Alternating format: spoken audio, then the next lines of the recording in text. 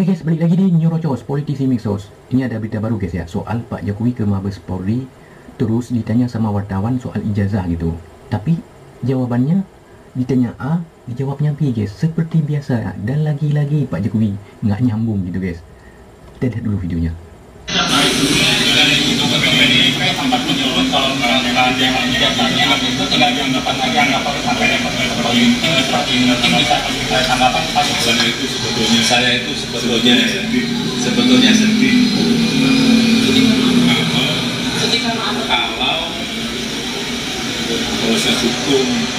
kalau proses hukum mengenai ijazah ini maju lagi ke tahapan berikutnya.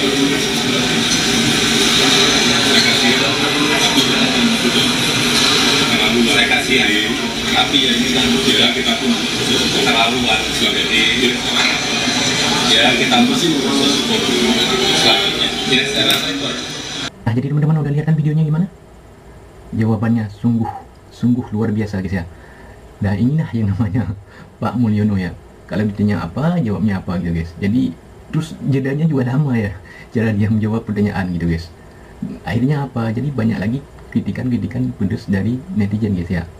Dan khususnya soal ijazahnya, karena ini dari kemarin udah berapa drama ya yang udah Bapak Jokowi lakukan gitu. Jadi nggak usah lama-lama, langsung kita lihat beberapa komentar dari politisi Mexos. Mantan presiden kita yaitu Jokowi alias Mulyono kok makin hari kelihatan bingung dan tidak jelas. Nah, kalau kalian tidak percaya, nih saya kasih buktinya. Jadi baru-baru ini para wartawan nih coba untuk bertanya kepada Mulyono bagaimana respon atau tanggapannya tentang pernyataan Megawati Soekarno Putri atau Ketum PDIP yang menyebutkan bahwasannya ya kalau Jokowi punya ijazah ya tinggal tunjukkan saja ijazah aslinya. Nah, wartawan ini kemudian mencoba untuk mencari tahu jawabannya itu seperti apa. Jawaban si Mulyono ini.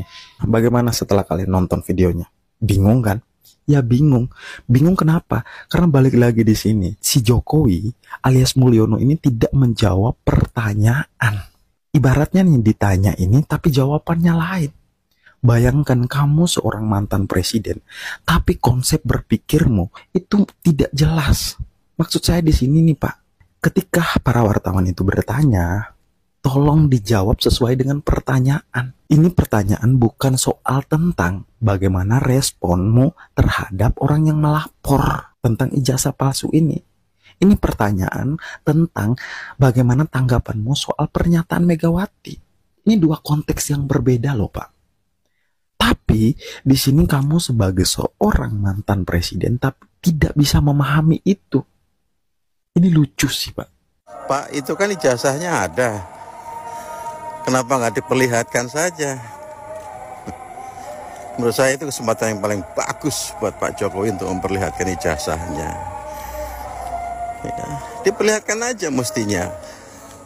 Ini ijazahnya ya, yang kalian tunggu-tunggu misalnya. Loh, ternyata sama. Ijazah Pak Jokowi yang diperlihatkan itu sama dengan yang pernah di-upload oleh orang itu, orang PSI itu. Ya nanti loh kok Pak sama misalnya diributkan. Itu sama Pak, itu sama yang diributin itu. Ya bilang aja sama Pak Jokowi. Lah saya dapetin dari UGM seperti itu. Saya dapetin dari UGM seperti itu. Persis.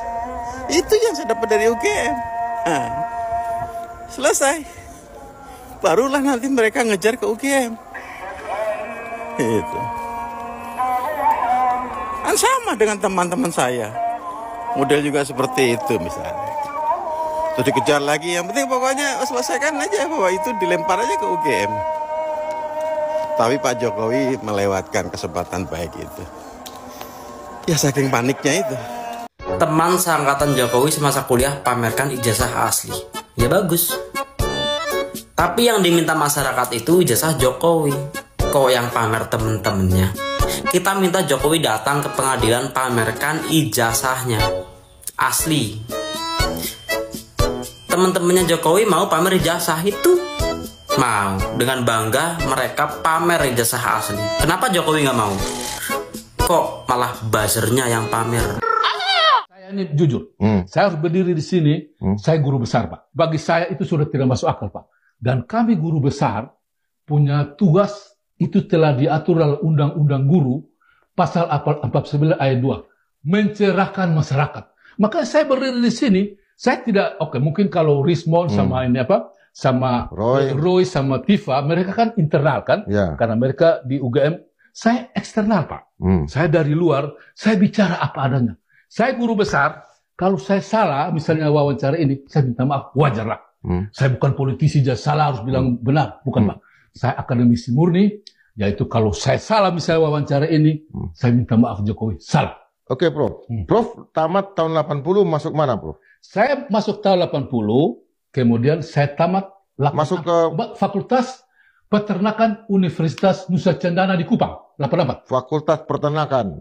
Universitas Nusa Cendana. Kalau Jokowi kan dia kan sudah bilang bahwa dia masuk di Fakultas Kehutanan UGM, 80 juga toh? 80 juga. 80. Nah, saya waktu itu, maka ini saya bisa bilang bahwa dia DO Pak. Dia DO? Ya menurut saya dia DO. Kenapa? Karena begini. Kami waktu kuliah tahun 80 itu kan dari pergeseran dari dari Desember ke Juni Pak. Jadi kami masuk Juni kan. Itu sudah aturan tertulis di seluruh Indonesia bahwa IP di semester 4 itu ada penilaian Pak.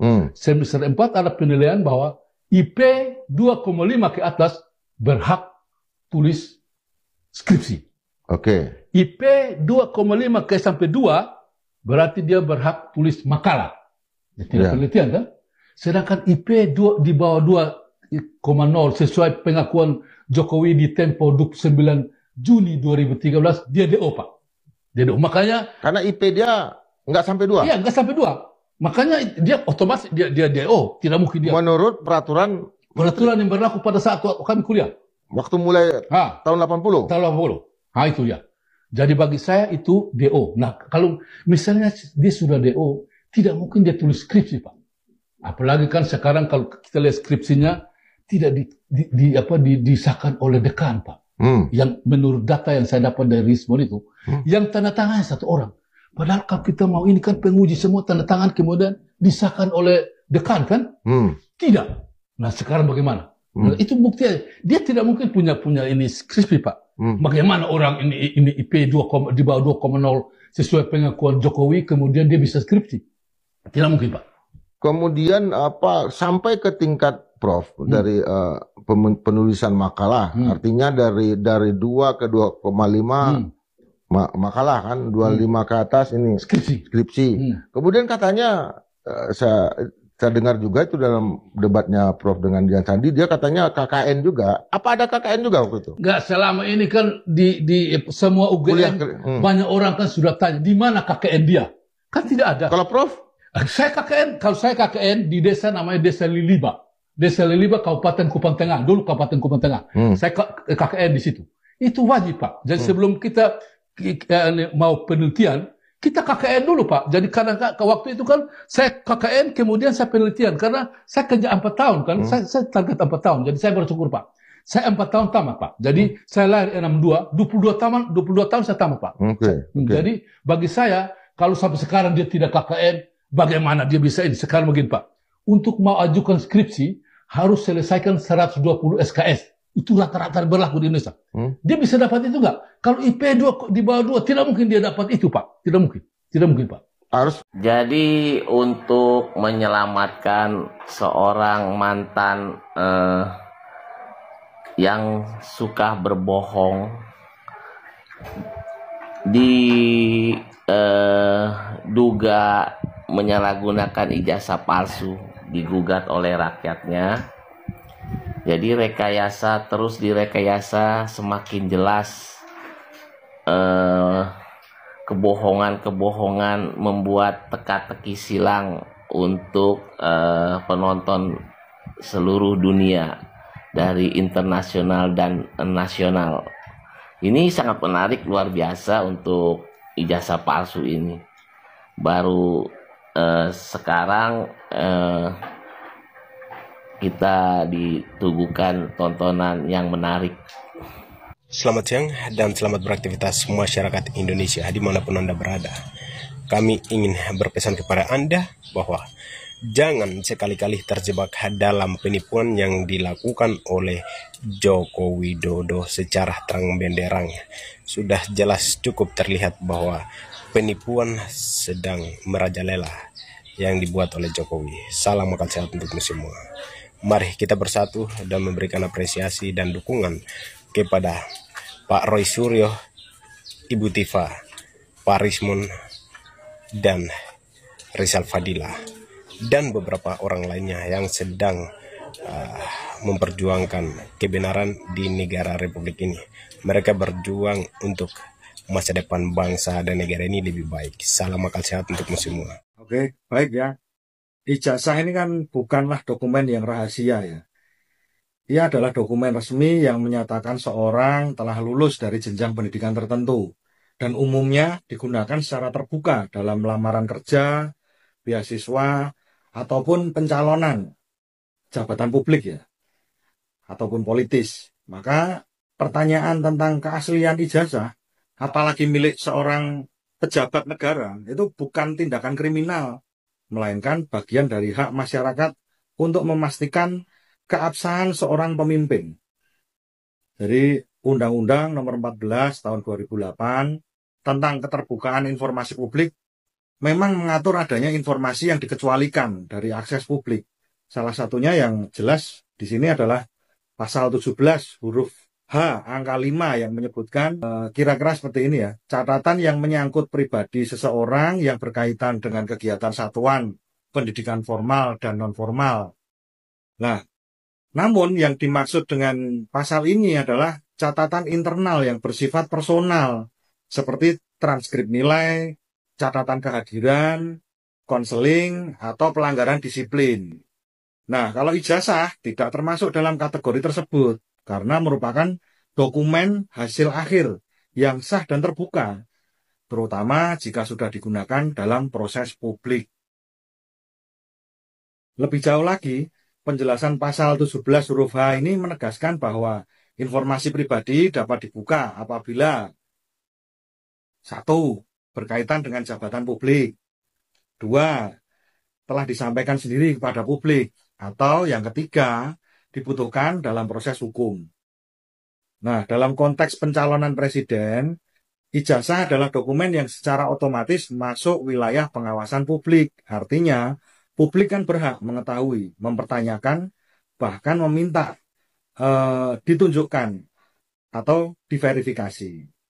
Nah, sayangnya bukannya dijawab dengan transparansi, tetapi para pihak yang mempertanyakan ini kan justru malah menjadi korban kriminalisasi ya.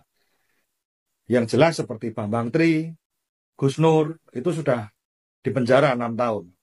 Sedangkan seperti Roy Suryo, Rizal Fadila, Dr. Tifa, dan Rismon Sianipart ini sedang dilaporkan pidana. Jadi pertanyaan dibalas dengan laporan pidana. Nah, kalau seperti itu, maka demokrasi kan sedang digiring menuju kediktatoran.